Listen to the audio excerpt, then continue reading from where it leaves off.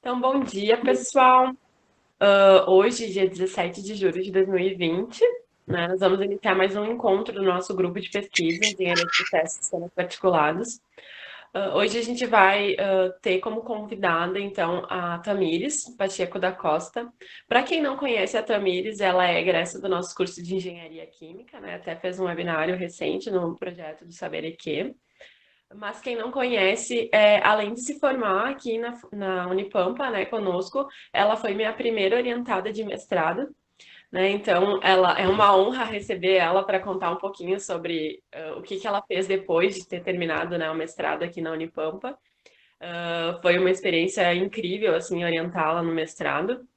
E tenho certeza que a apresentação dela vai ser ótima aqui também, para abrir um pouco também a nossa linha, né? E a gente poder conhecer outras coisas que são potenciais, talvez, no futuro de parcerias, até mesmo com a Tamires, conforme a gente já conversou. Eu vou apresentar, então, um pouquinho sobre a avaliação de ciclo de vida da produção de energia a partir de resíduos florestais, que foi o tema da minha tese aqui em Aveiro. Eu dividi a apresentação em 5 sessões. A primeira eu vou falar um pouquinho assim sobre o que é a avaliação de ciclo de vida, como que são feitos os estudos. Depois tem 3 sessões que são referentes a alguns exemplos de aplicação da avaliação de ciclo de vida para a produção de energia a partir de resíduos florestais. São alguns estudos de caso que eu desenvolvi durante a minha tese. Eu não vou colocar todos, porque senão vai ficar um pouco maçante para vocês. Eu deixei os 3 principais. E a última sessão pronto, uma conclusão geral. Então, o que é a avaliação de ciclo de vida? Pela literatura, é uma avaliação de entradas e de saídas e também dos potenciais impactos ambientais de um sistema ao longo do ciclo de vida de um produto. Também pode ser também de um serviço. Então, isso significa que é feita uma contabilização de todos os fluxos, tanto de energia como de massa, que está associado a um determinado produto, e que pode ir desde a extração da matéria-prima, né, dos recursos naturais, até a deposição desses resíduos sem aterro, por exemplo, ou até mesmo a reciclagem. Por que a avaliação de ciclo de vida ela foi criada? O principal motivo, eu acho, que foram as preocupações ambientais, né, que estão relacionadas, sobretudo, às mudanças climáticas, e, além disso, a avaliação de ciclo de vida ela também é usada devido ao interesse que as empresas elas têm pelos rótulos verdes. Uma vez que elas reconheceram que as preocupações ambientais elas podem ser traduzidas em vantagens de mercado, isso levou à criação de inúmeros rótulos ambientais.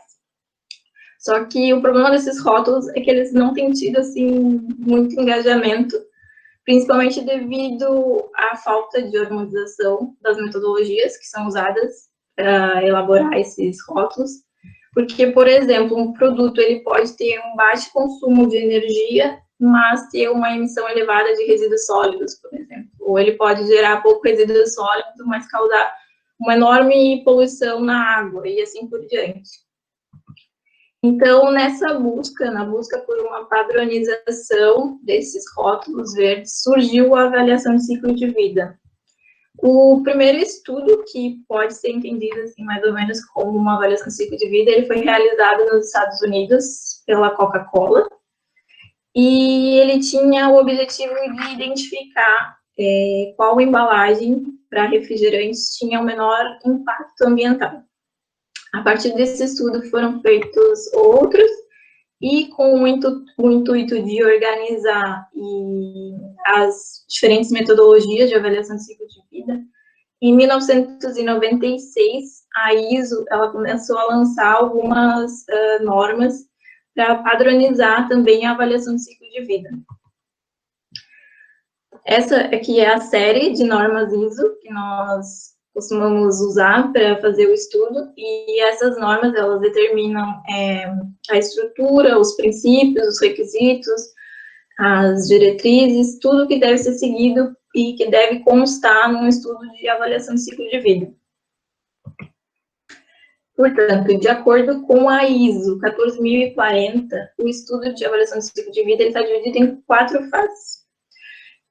O objetivo e o escopo, a análise de inventário, a avaliação de impactos ambientais e a interpretação. E agora eu vou falar um pouquinho sobre elas. O objetivo, ele ajuda a garantir a consistência do estudo de avaliação de ciclo de vida, e é o momento em que o usuário ele vai determinar as razões para que o estudo está sendo feito, como ele vai ser feito, o público que ele pretende atingir e também os limites do estudo. O estudo de avaliação de ciclo de vida, ele pode abranger, como eu tinha falado anteriormente, desde a extração dos recursos até a fase de deposição dos resíduos, que eles aqui costumam chamar do berço ao túmulo, do cradle to grave. Também pode ser uma avaliação parcial, que vai, por exemplo, da extração até a fábrica, antes de ser transportado, por exemplo, até o consumidor. E também pode avaliar apenas um processo em toda a cadeia de produção. Ou então pode ser um processo mais abrangente, que vai até o passo da eliminação de fim de vida, né, que é um passo de reciclagem. No escopo, são descritas a unidade funcional, as fronteiras do sistema, os procedimentos de alocação e qualquer simplificação ou as questões que foram assumidas durante o estudo. A unidade funcional, ela serve de uma unidade de referência do estudo e ela é importante para fazer comparações entre produtos e também entre outros estudos. Por exemplo, a unidade funcional, ela pode ser a produção de 1.000 quilos de café torrado e moído, ou ela pode ser, por exemplo, 1 metro cúbico de água tratada, pronta para o consumo, e por aí vai. Depois vocês vão ver nos exemplos das minhas unidades funcionais. O sistema de fronteiras, ele está interligado, e, aliás, o sistema de produtos, ele pode estar interligado, e, portanto, a definição das fronteiras, ela vai ser útil para descrever esse sistema e poder identificar também os limites do sistema, porque nós podemos observar qual é a contribuição de cada processo para o produto final. E vocês vão poder ver melhor, assim, nos exemplos que eu trouxe depois para mostrar. A alocação, ela é necessária quando o ciclo de vida de produtos diferentes eles estão interligados. Por exemplo, é necessário fazer uma alocação na produção de queijo e de leite, como, assim, caso eu queira saber qual o impacto ambiental associado a um dos produtos, por exemplo, eu quero saber qual o impacto associado ao queijo, eu preciso fazer uma alocação. A alocação, ela nada mais é do que eu dividir o impacto ambiental entre os diversos produtos do sistema. E essa divisão, ela pode ser feita através da massa dos produtos, do valor econômico, do valor energético, por aí vai. A escolha depende da experiência mesmo do usuário e do que ele pretende no objetivo do estudo.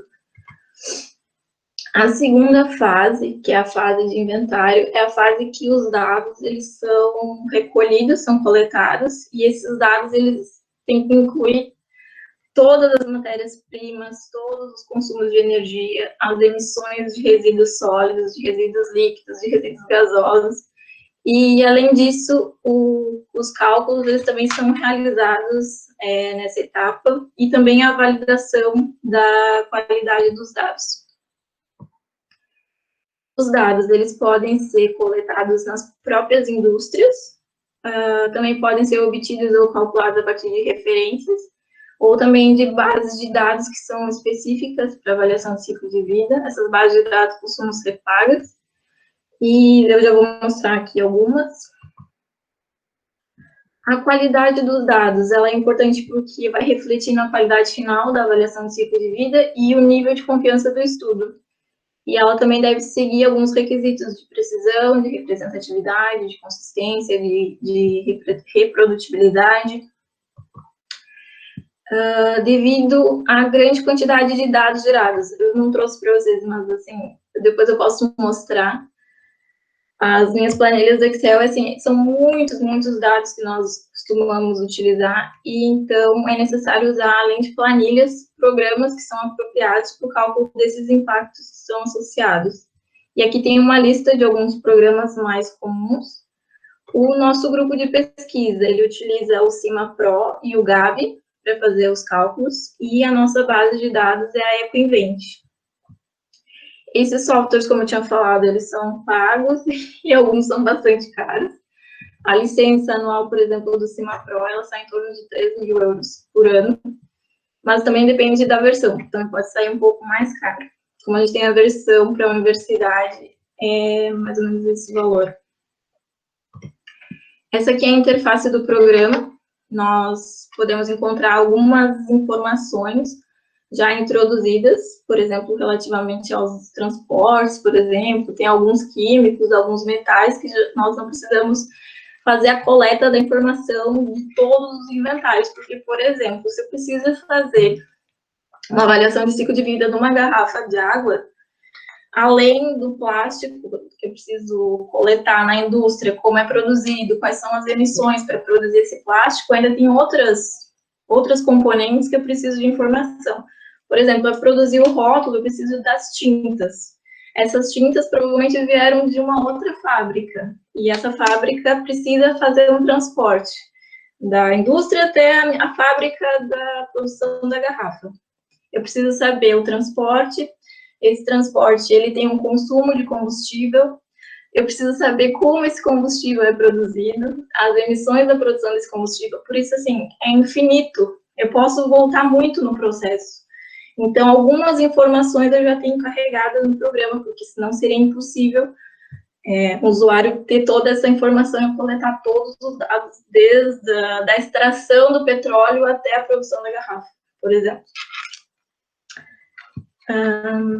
Então, a terceira fase. Desculpa, deixa eu voltar aqui.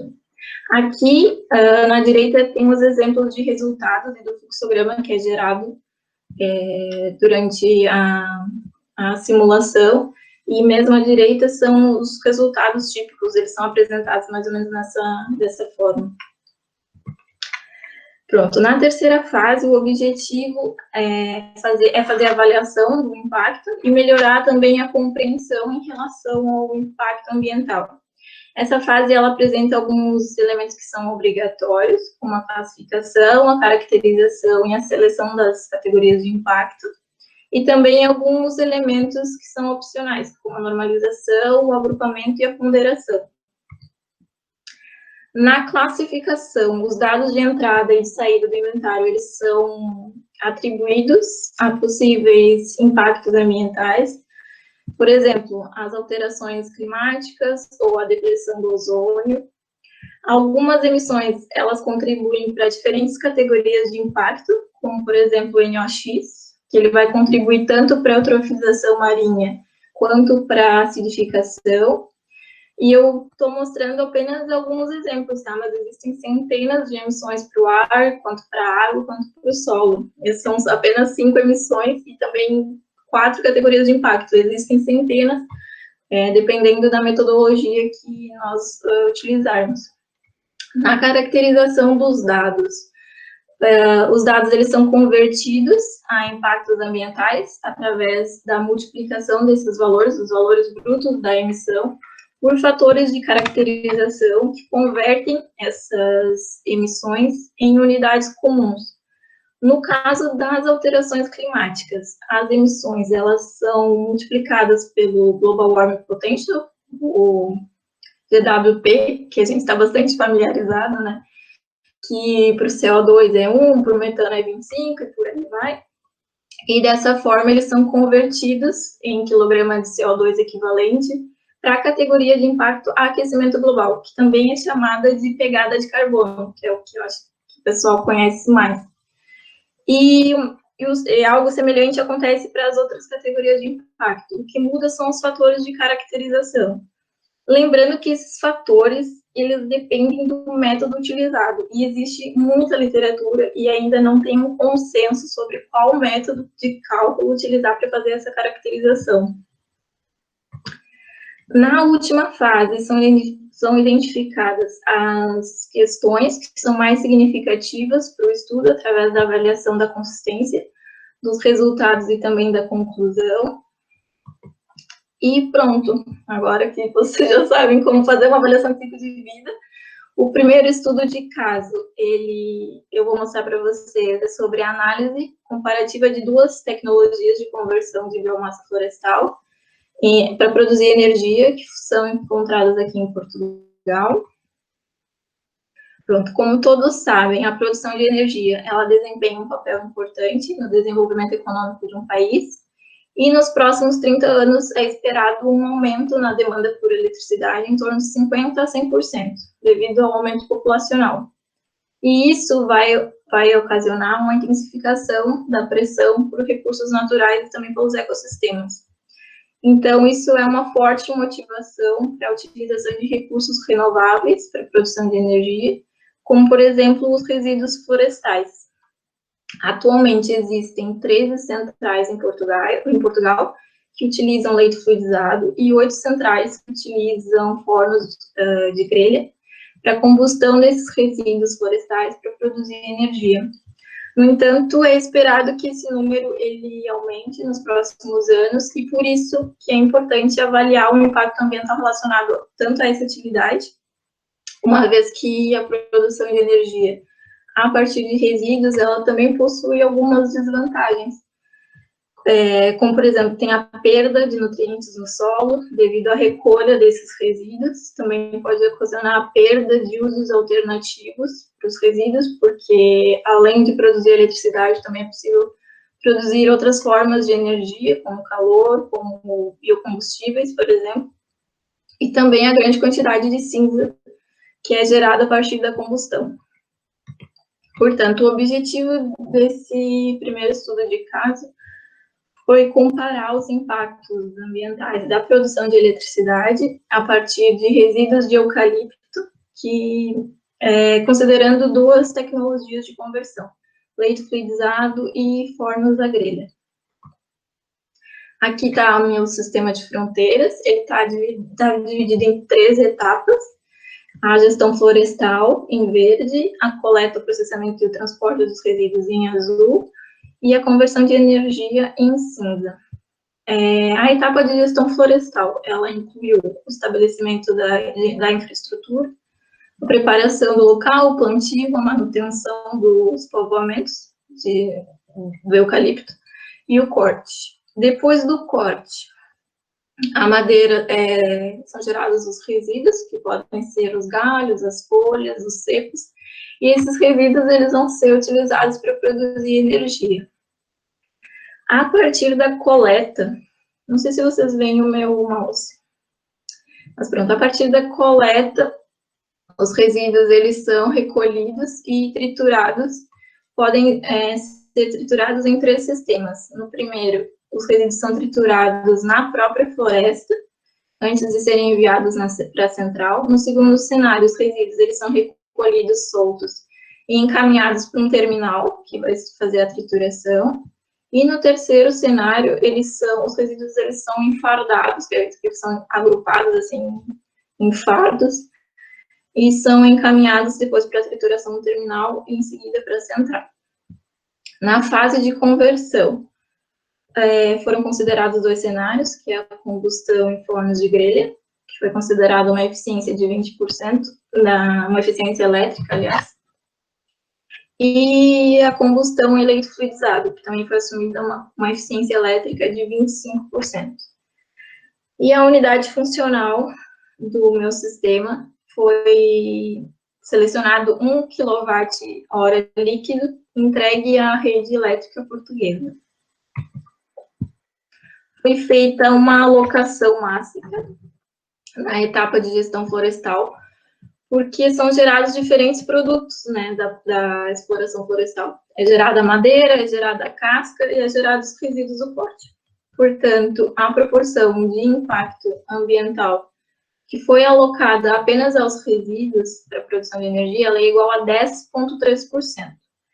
Ou seja, dos impactos totais associados à gestão florestal, apenas 10% está atribuído aos resíduos florestais.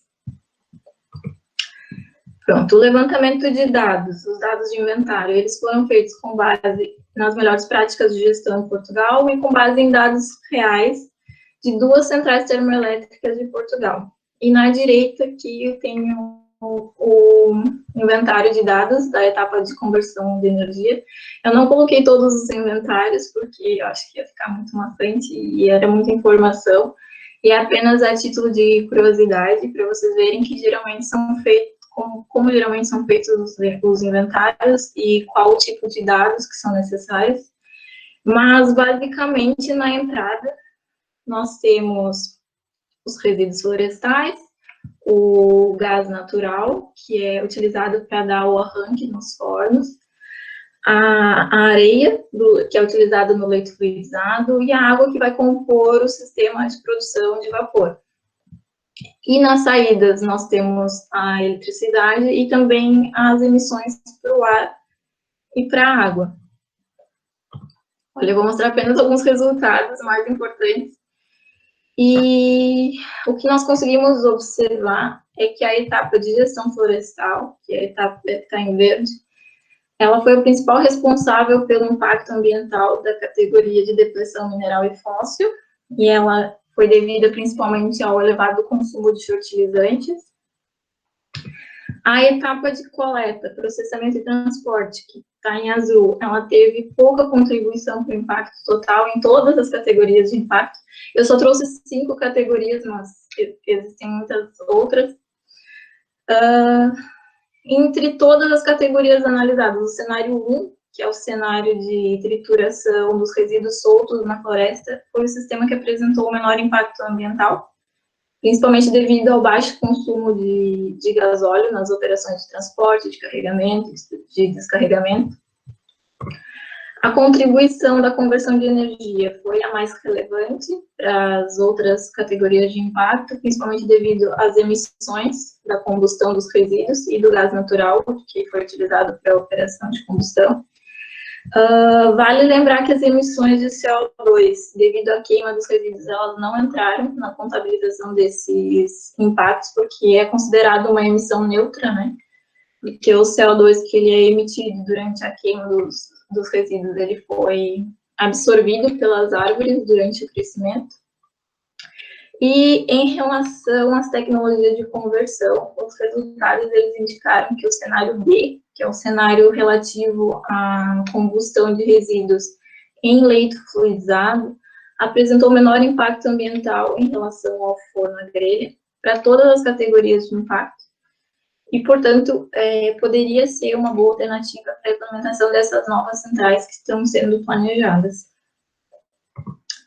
Foram feitas algumas análises de sensibilidade para avaliar alternativas de melhorar os cenários de produção de energia elétrica, como a instalação de um sistema de redução catalítica seletiva, mas eu acho que eu vou passar esse slide, porque senão acho que não vai dar tempo de ver tudo. Pronto, com a introdução desse sistema, houve uma redução no impacto ambiental da maioria das categorias de impacto. Na terceira sessão, foi avaliada a melhor alternativa de valorização dos resíduos florestais, do ponto de vista ambiental. O governo português, ele lançou, se eu não me engano, em 2017, uma nova estratégia para a produção de 60 megawatts elétricos a partir de resíduos florestais. Só que, no entanto, os resíduos, além de serem limitados, eles podem ser utilizados para produzir diferentes serviços, para além da produção de eletricidade, como eu já tinha falado anteriormente, como a produção de calor e a produção de biocombustíveis. E, portanto, o objetivo desse estudo de caso foi determinar o melhor uso dos resíduos florestais que estão disponíveis aqui em Portugal. Portanto, o sistema de fronteiras, ele inclui as etapas de coleta, processamento e transporte dos resíduos, a conversão de energia, que pode ser para produzir eletricidade, eletricidade combinada com calor, né, cogeração, ou bioetanol. E o destino final também das cinzas em aterro também foi incluída. A coleta dos resíduos, ela também gera outros impactos que estão relacionados, por exemplo, à diminuição dos estoques de carbono no solo, e a compensação de fertilizante mineral, que é devido às perdas de nutrientes, e esses impactos também eles foram incluídos. Mas, por outro lado, quando eu recolho esses resíduos, eu evito que eles sejam decompostos no solo e também eu evito a produção e o consumo de combustíveis fósseis. Foi considerado que o carvão e o gás natural ele foi evitado na produção de energia, o gás natural e o óleo combustível na produção de calor, e a gasolina foi evitada devido à produção de bioetanol a partir de resíduos florestais. E esses impactos, eles são inseridos na contabilização como crédito para o sistema. Porque a partir do momento que eu faço a produção de energia a partir de resíduos, eu estou evitando que essa mesma produção seja feita a partir de combustíveis fósseis.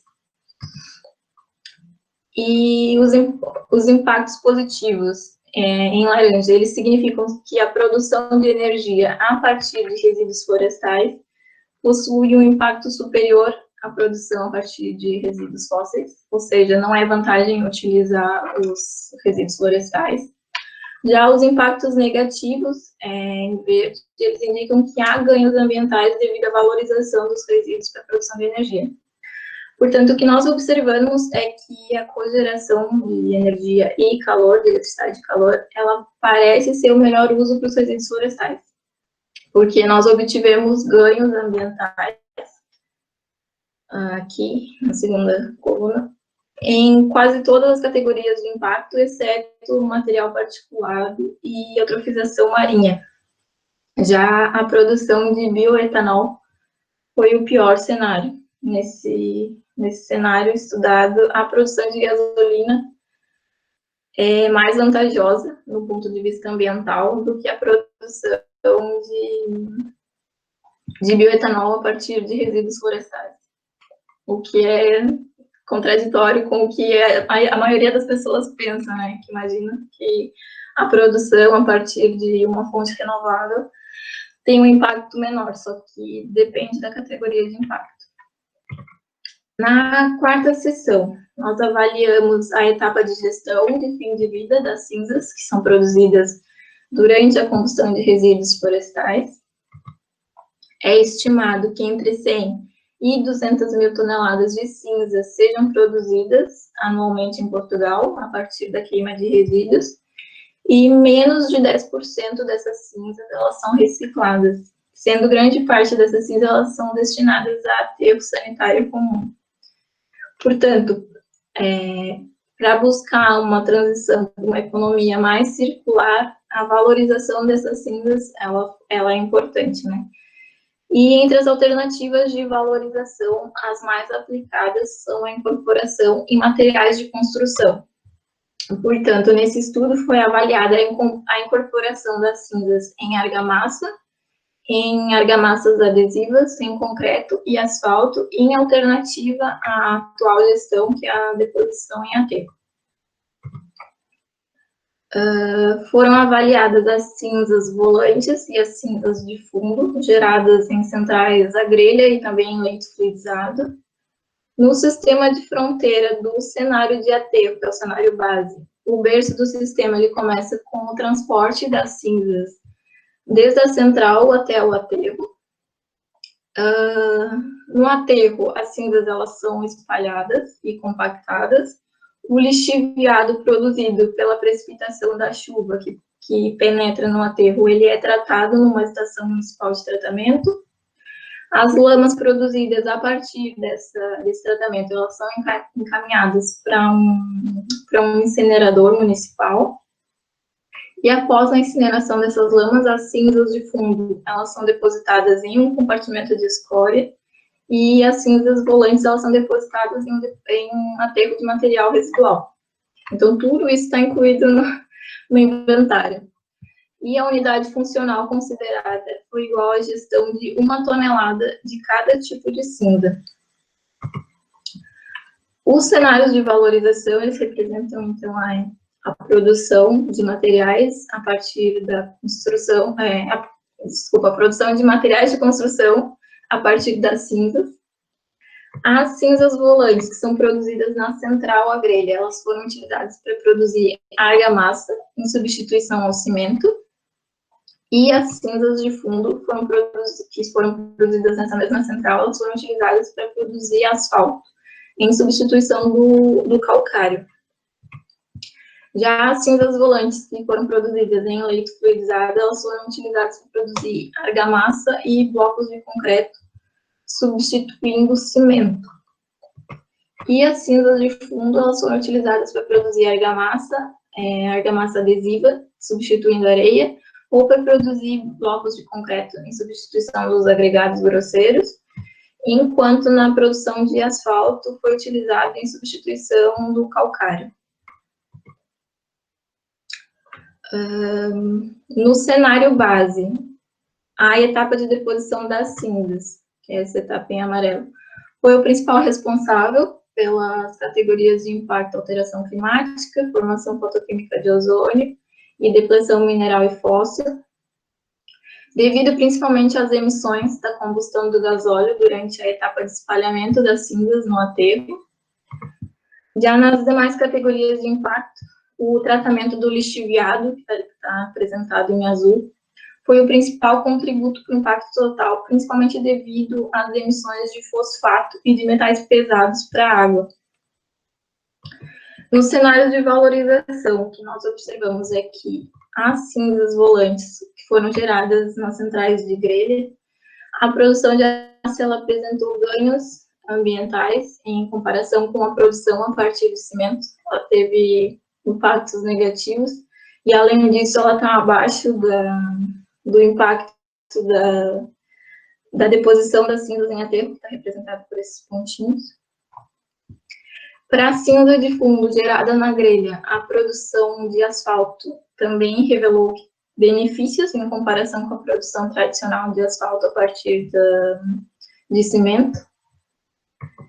Em relação às cinzas volantes do leito fluidizado, as duas alternativas de valorização, vou mostrar para vocês, que foram analisadas, que foi a produção de argamassa e a produção de blocos de concreto, ela tem benefício semelhante. A diferença ela foi inferior a 2%, e isso acontece porque em ambos materiais o cimento foi utilizada a cinza para substituir o cimento. Em relação às cinzas de fundo do leito fluidizado, a produção de asfalto, que é o número 7, foi o cenário que apresentou o maior ganho ambiental em relação às demais alternativas de valorização. E, além disso, os resultados eles mostraram que todos os cenários de valorização, independente da cinza, independente do material, ele tem um melhor desempenho ambiental do que a atual gestão de cinza em aterro sanitário, que está marcada pelos pontinhos. Portanto, a conclusão geral do estudo foi que os resultados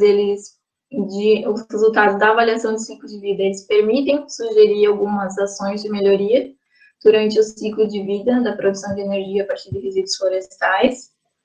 Por exemplo, no primeiro estudo, foi mostrado que as etapas de gestão florestal e a configuração da recolha, do processamento e do transporte têm pouca influência nos impactos totais da produção de eletricidade a partir de resíduos florestais. Já a conversão de energia foi o hotspot na maioria das categorias de impacto, e os resultados também mostraram que o leito fluidizado ele apresentou um melhor desempenho ambiental para todas as categorias de impacto que foram avaliadas, em comparação com a tecnologia de grelha. Já os resultados do segundo estudo, eles mostraram que os benefícios ambientais da produção combinada de eletricidade e de calor seriam melhor do que apenas produzir eletricidade.